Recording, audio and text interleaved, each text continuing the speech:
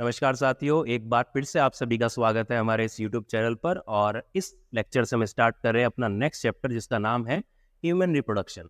इस लेक्चर के अंदर हम ह्यूमन रिप्रोडक्शन से रिलेटेड जितने भी बेसिक कंसेप्ट्स हैं उनको बहुत अच्छे से समझने की कोशिश करेंगे, जिसका फ़ायदा आपको इस चैप्टर के अंदर आगे के जो टॉपिक्स हैं उनको समझने में होगा। तो स्टार्ट करते हैं अपने इस चैप्टर को। देखिए, चैप्टर का जो नाम है ह्यूमन रिप्रोडक्शन कैसे करता है, यहाँ पर हमें वो बात पढ़नी है। बात ये आती है कि अगर रिप्रोडक्शन को हम टेक्निकली नहीं जाके अगर सिंपल वर्ड्स में समझने की कोशिश करें तो रिप्रोडक्शन क्या है।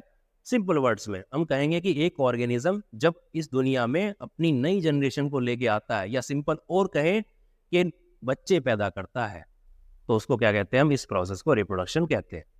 अब ये अलग अलग ऑर्गेनिज्म में रिप्रोडक्शन अलग अलग तरीके से होता है। कहीं पर क्या होता है कि एसेक्सुअल रिप्रोडक्शन से करेंगे, जहाँ पर ना तो सेक्स ऑर्गन होंगे, ना सेक्स ऑर्गन नहीं है तो वहाँ पर गैमीट्स नहीं बनेंगे, सेक्स सेल्स नहीं बनेगी। तो उस ऐसे टाइप के रिप्रोडक्शन को हम क्या बोलते हैं, एसेक्सुअल रिप्रोडक्शन। लेकिन जो ह्यूमंस हैं वो क्या करते हैं, वो सेक्सुअल रिप्रोडक्शन से करते हैं। यहाँ पर सेक्स ऑर्गन डेवलप होते हैं, टेस्टिस ओवरी डेवलप होती है मेल और फीमेल के अंदर, और उसमें मेल और फीमेल गैमीट्स बनते हैं, स्पर्म्स और ओवा बनते हैं, जिनके फ्यूजन से एक नई जनरेशन इस दुनिया में आती है, बच्चे इस दुनिया में आते हैं।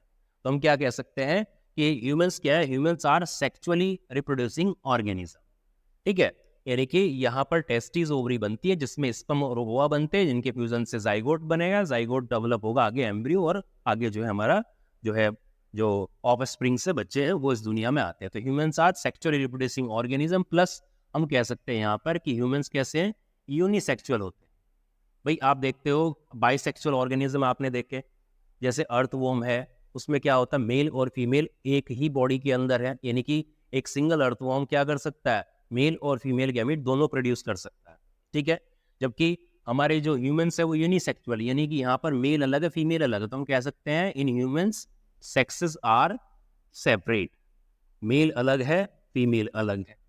ठीक है, अब बात आती है कि बर्थ जो जनरेशन जो नई आ रही है हमारी, वो किस फॉर्म में आ रही, उस बेसिस पे भी हमारे जो ऑर्गेनिज्म है एनिमल से, वो दो टाइप के हैं। एक ओवीपेरस होते हैं, एक विवीपेरस। ओवीपेरस वो होते हैं जो अंडे देते हैं, एग लेइंग एनिमल्स जो हैं उनको हम ओवीपेरस कहते हैं। जैसे बर्ड्स हैं, अंडे देती हैं, उसके बाद अंडे में से हैचिंग के बाद में जो है नया जो उनके बच्चे हैं, जनरेशन है, वो आगे आती है, उनको ओवीपेरस कहते हैं। जबकि ह्यूमन क्या करते हैं, ये डायरेक्टली अपने यंग वन जो अगले बच्चे आने हैं इस दुनिया में उनको सीधा जन्म देते हैं। बर्थ सीधा होता है, कोई अंडा कोई एग्स यहाँ पर जो है नहीं आता बाहर। तो हम कह सकते हैं कि जो वीवी पैरस है, वीवी पैरस किसको कहते हैं, ये ऐसे ऑर्गेनिज्म जो क्या करते हैं, गिव बर्थ डायरेक्टली, किसको, टू देयर यंग वन, सीधा अपना क्या करते हैं, बच्चे देते हैं, उनको हम क्या कहते हैं, वीवी पैरस एनिमल्स कहते हैं। अब बात आती है कि ह्यूमंस जो हैं रिप्रोडक्शन करते कब हैं, किस सीजन में करते हैं। तो देखिए, एक साल में 12 महीने होते हैं, ह्यूमन 12 के 12 महीने रिप्रोडक्शन कर सकते हैं। कुछ ऑर्गेनिज्म आपने देखे हैं पर्टिकुलर सीजन आने पर ही रिप्रोडक्शन होता है। जैसे फ्रूट्स की आप बात करते हो, सीजनल फ्रूट्स आते हैं, मैंगो है, आम है, गर्मी के मौसम में ही आएगा, ऑरेंजेस हैं आपके सर्दियों के मौसम में ही आते हैं। तो ऐसे ही एनिमल्स भी होते हैं, एक पर्टिकुलर सीजन आने पर ही रिप्रोडक्शन हो जाए। डॉग्स है, एक पर्टिकुलर सीजन आने पर ही रिप्रोडक्शन करेंगे, बच्चे आएंगे उनके। लेकिन ह्यूमन क्या है, पूरे पूरे साल 12 के 12 महीने रिप्रोडक्शन कर सकता है। इनके सेक्स ऑर्गन 12 के 12 महीने एक्टिव रहते हैं, रिप्रोडक्शन ही कर सकते हैं। आप इसको एक एग्जाम्पल से और समझ सकते हैं कि अगर आप एक बच्चों का ग्रुप है, एक क्लास है, उसमें आप बैठे हैं और आप हर एक बच्चे से उसकी डेट ऑफ बर्थ पूछते हैं, तो आपको किसी की डेट ऑफ बर्थ जनवरी मिलेगी, किसी की मार्च, किसी की मई, किसी की दिसंबर, किसी की नवंबर। इससे क्या पता लग रहा है कि फ्रिक्वेंटली आप देखेंगे ये सारे के सारे साल में लगभग हर मंथ वहाँ पे कवर हो जाएगा। इसका मतलब ह्यूमंस हर साल के हर महीने, मतलब पूरे साल के हर महीने में रिप्रोडक्शन कर सकते हैं। और ऐसे ऑर्गेनिज्म जो पूरे साल कंटिन्यूसली ब्रीड कर सकते हैं, ब्रीडिंग कर सकते हैं, बच्चे ला सकते हैं दुनिया में, उनको कंटिन्यूस ब्रीडर कहा जाता है। उसके बाद में हम बात करते हैं इवेंट्स इन ह्यूमन रिप्रोडक्शन। देखिए, कोई भी ऑर्गेनिज्म जो होता है वो स्टार्टिंग से, यानी कि शुरुआत कैसे होगी वहाँ पर रिप्रोडक्शन करने के लिए, क्या शुरुआत जो होगी, और एंड तक कौन कौन सी जो है स्ट्रक्चर इवेंट्स वहाँ पर आएंगे, तो ये वाली बात यहाँ पर आएगी। तो ह्यूमन के अंदर हम इन जो प्रोसेस है इसको कई पार्ट्स में हम डिवाइड कर सकते हैं। सबसे पहले क्या होगा कि मेल और फीमेल को गैमीट बनाना पड़ेगा, ठीक है। तो मेल और फीमेल को गैमीट बनाना पड़ेगा, तो उस प्रोसेस को बोलेंगे हम गैमीटोजेनेसिस। तो ये क्या हो जाते हैं, ये क्या हो जाती है,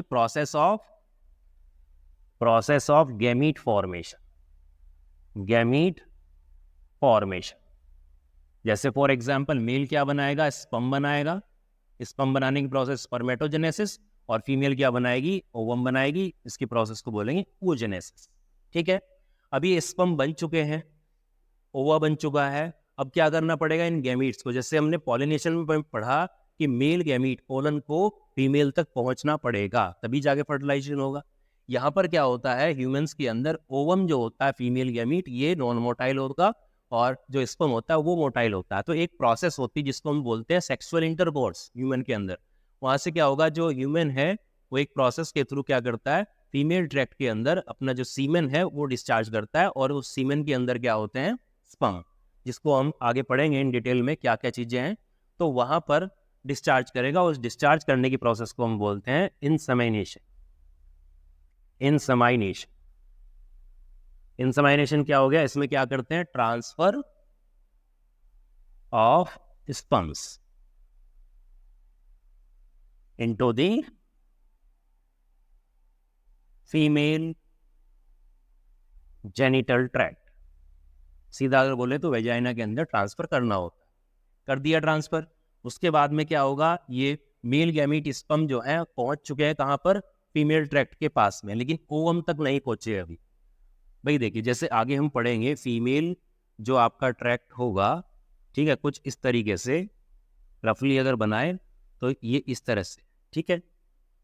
तो ये ओवरी है यहाँ पर, एक ओवरी ये रही, एक ओवरी ये रही यहाँ पे।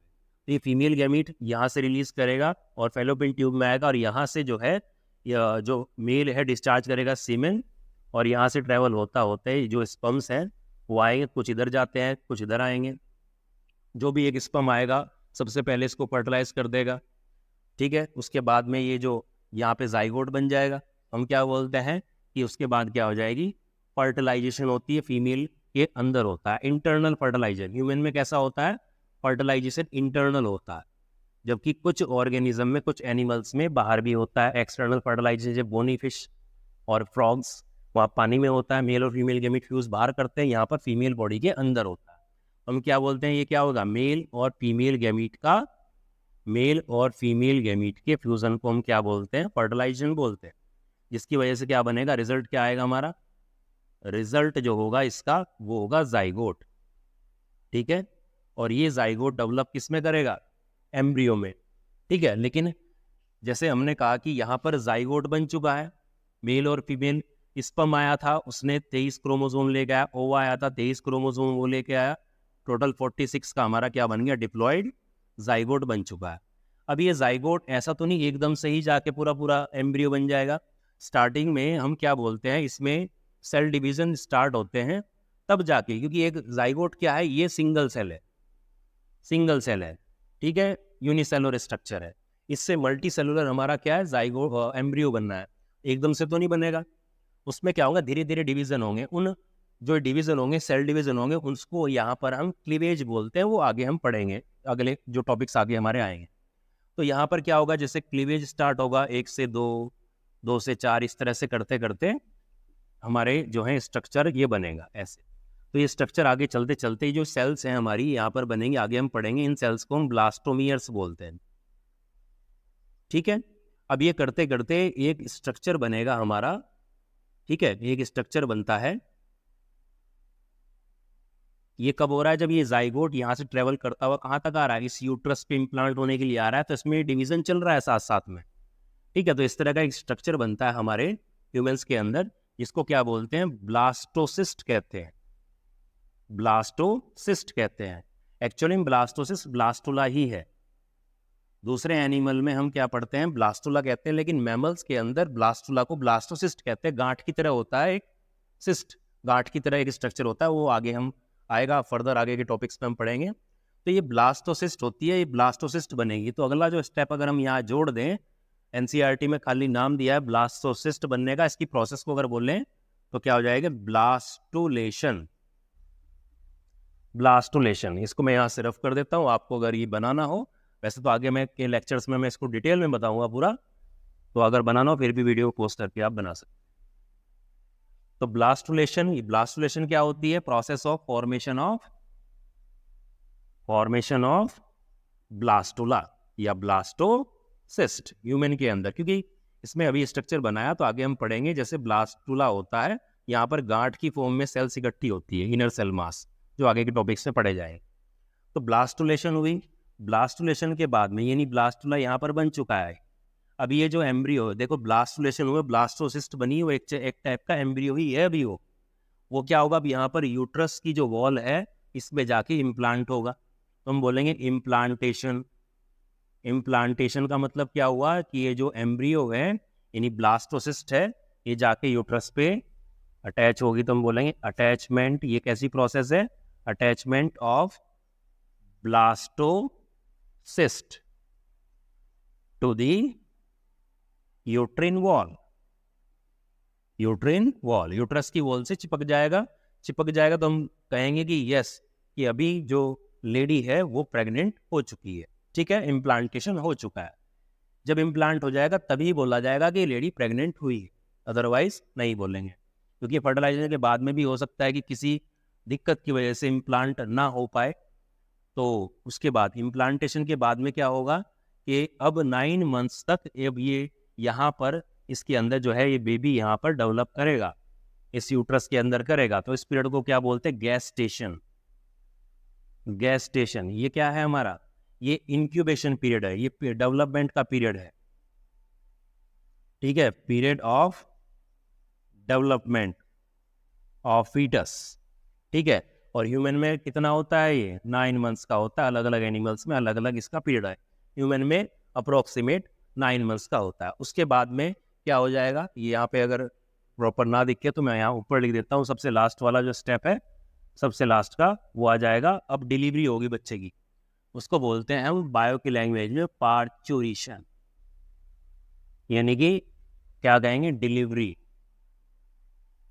Of baby.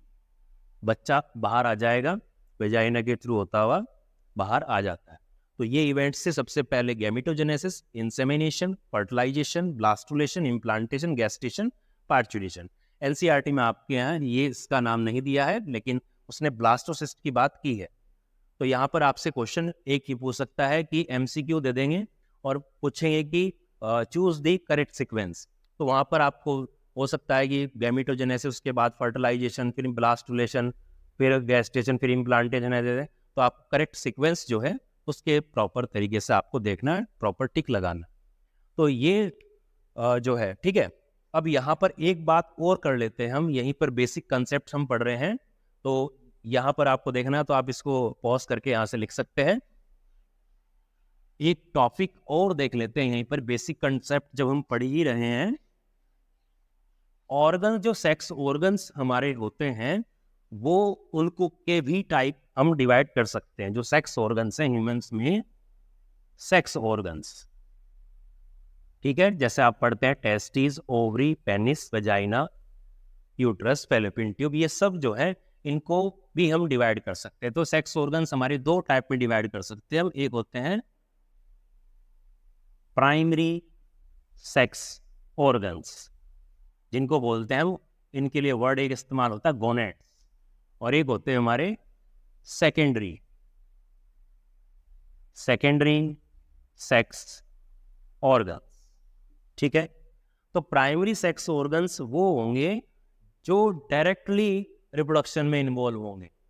जैसे हम कहें कि डायरेक्टली जो हमें जो मेन चीज चाहिए रिप्रोडक्शन के लिए, वो क्या चाहिए, वो स्पर्म और ओवा चाहिए। स्पर्म और ओवा प्रोड्यूस कौन करता है, टेस्टिस एंड ओवरी।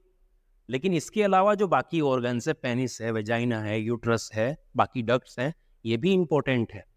लेकिन अगर आप से पूछा जाए क्या इन सभी के अलावा टेस्टिस और ओवरी का जो प्रोडक्ट है स्पर्म और ओवा है, क्या उन्हीं से बच्चा आ सकता है? आप बोलोगे हाँ आ सकता है। आईवीएफ एक टेक्निक है, जैसे in vitro fertilisation, test tube baby, वहाँ पे स्पर्म और ओवा का इस्तेमाल करते हैं और बाकी इन्वायरमेंट देते हैं वो वाला। बाद में उसको जो है हम वापस इम्प्लांट कर देते हैं यूट्रस के अंदर। लेकिन अगर देखा जाए तो मेन जो चीज़ है आपकी, जिसमें ये इम्पोर्टेंट है, लेकिन इनके अलावा जो मेन चीज़ है जो एक बच्चा बनाने के लिए स्पर्म और ओवा प्रोड्यूस कर रहे हैं, वो हमारे प्राइमरी सेक्स ऑर्गन में आएंगे। ठीक है, क्योंकि मेन वही है, स्पर्म और ओवा ही मेन है। तो इसमें क्या करते हैं, इसमें प्राइमरी सेक्स ऑर्गन में आ जाते हैं the organs, sex organs that produce gametes, उनको बोलते हैं प्राइमरी सेक्स ऑर्गन्स। जैसे यहां पर एग्जांपल बात करते हैं टेस्टिस इन मेल्स और ओवरीज इन फीमेल। तो टेस्टिस क्या प्रोड्यूस करती है? मेल गैमीट, स्पर्म्स, और ओवरी क्या करती है? ओवा प्रोड्यूस करती है। तो ये क्या है? प्राइमरी सेक्स ऑर्गन इसलिए बोलते हैं। इसके अलावा ये जो टेस्टिस और ओवरी हैं, ये हार्मोन भी रिलीज करते हैं, जैसे टेस्टोस्टेरोन। ओवरी जो है एस्ट्रोजन, प्रोजेस्टेरोन, रिलैक्सिन, और ये हार्मोन ही प्रोड्यूस करती है। जो हार्मोन्स होते हैं ये मेल और फीमेल के सेक्सुअल डेवलपमेंट के लिए रिस्पॉन्सिबल होते हैं। ठीक है, जैसे सेकेंडरी सेक्सुअल कैरेक्टर्स। तो लेकिन जो हम प्राइमरी सेक्स ऑर्गन इनको बोलते हैं, वो इस वजह से बोलते हैं क्योंकि गैमीट प्रोड्यूस कर रहे हैं। क्योंकि सेक्सुअल रिप्रोडक्शन में मेन सेक्स सेल्स जिनसे हम रिप्रोडक्शन करते हैं, और सेक्स सेल्स हमारे गैमीट्स कहलाते हैं। यहाँ पर स्पर्म और ओवा है, इसी की वजह से एक नया बच्चा आ सकता है। बाकी के जो सेक्स ऑर्गन है वो सेकेंडरी है, एसेसरी है, मतलब सहायता करते हैं, इम्पोर्टेंट है, लेकिन मेन वो है, रिक्वायरमेंट इन्हीं की है मेन। इसके अलावा क्या है, हमारे जो सेकेंडरी सेक्स ऑर्गन्स है, they are very important for sexual reproduction. और एक तरह से क्या करते हैं, ये पैसेज बनाते हैं, form the passage for gamete transfer. Gamete transfer के लिए पैसेज बनाते हैं। जैसे एग्जाम्पल यहाँ पर पेनिस आ जाएगा। पेनिस क्या करता है? मेल बॉडी से फीमेल बॉडी तक स्पर्म यानी मेल गैमीट को ट्रांसफर करने का एक ऑर्गन है, अगर टेक्निकली देखा जाए रिप्रोडक्शन की बेसिस पे। इसके अलावा कुछ नहीं है वो। ठीक है, तो पेनिस क्या है? ये एक रास्ता दे रहा है, ये ट्रांसफर कर रहा है। और अगर देखा जाए तो सीधा मैं लिखता हूँ यहाँ पे वेजाइना, इसमें इंसर्ट होके ही जो है पेनिस इंसर्ट होता है वेजाइना के अंदर। उसके बाद में वो जो स्पर्म है रिलीज करता है। और आप देख सकते हैं फैलोपियन ट्यूब, जहाँ पर फर्टिलाइजेशन होता है, यूट्रस। इसके अलावा जो ग्लैंड्स हैं, पढ़ेंगे हम ग्लैंड्स जो सीमेन बनाने में हेल्प करती हैं, seminal vesicles, prostate gland, bulbourethral gland. ये सब क्या है, किस में आएंगे? ये सेकेंडरी सेक्स ऑर्गन में आएंगे। ये गैमीट्स प्रोड्यूस नहीं करते, लेकिन गैमीट के ट्रांसफर करने में ये इनका मेन रोल होता है। नेचुरली अगर रिप्रोडक्शन होना है तो इनके बिना भी नहीं होगा।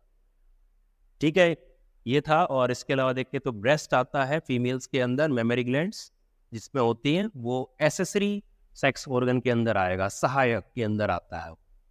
तो ये थे हमारे जो कुछ बेसिक कंसेप्ट है इस ह्यूमन रिप्रोडक्शन से रिलेटेड। होप आपको बहुत अच्छा लगा हो, आपको समझ में आया हो।